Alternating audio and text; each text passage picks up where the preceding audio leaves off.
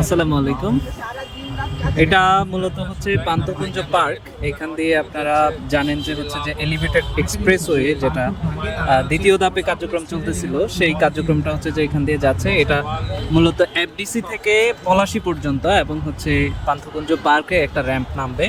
তো সেই জন্য হচ্ছে যে হাতিঝিলের একটা অংশ, বিশাল অংশ জুড়ে হচ্ছে যে এই কর্মযজ্ঞ চলছে।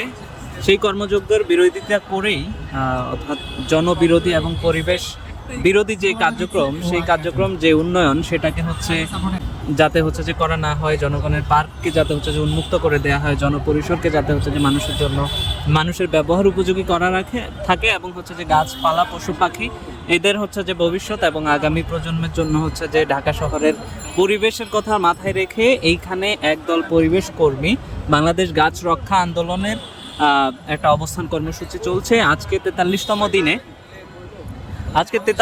দিন এখানে অবস্থান কর্মসূচি চলছে। অবস্থান কর্মসূচিটা সত্যিকার অর্থেই 43 দিন।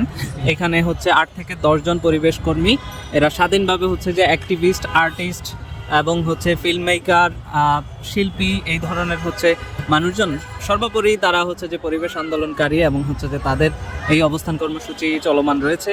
তো সেই আজকে হচ্ছে 43তম দিনে তাদের আয়োজন হচ্ছে গানে গানে প্রতিবাদ। তারই প্রতিপাদ্য হচ্ছে আজকে প্রোগ্রামের নাম হচ্ছে পান্থকুঞ্জে গাইবে পাখি।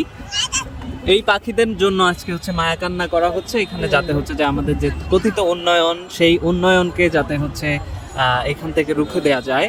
একটি সামাজিক আন্দোলন আর গাছ রক্ষা আন্দোলন বেসিক্যালি একটা প্ল্যাটফর্ম যেখান থেকে হচ্ছে যে জনবিরোধী পরিবেশ বিধ্বংসী হচ্ছে এই আন্দোলন কর্মসূচি পরিচালনা হচ্ছে। এটি কোনো সাংগঠনিক অবস্থান নয়, এটির কোনো রেজিস্ট্রেশন নেই। আপনারা চাইলে এই কার্যক্রম সম্পর্কে জানতে পারেন ফেসবুকের মাধ্যমে।